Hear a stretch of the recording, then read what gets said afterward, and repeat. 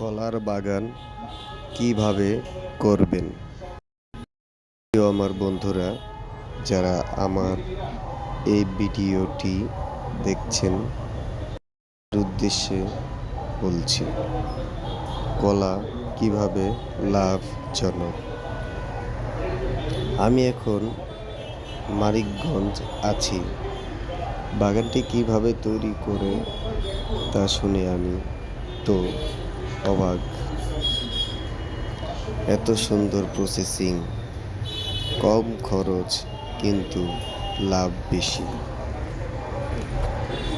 আমি যখন বাগানটি দেখলাম মনে হলো যে কলা সারি সারি ঝুলছে। এত কলা হয়েছে এই বাগানে, একটা কলা গাছও মিস ছিল না।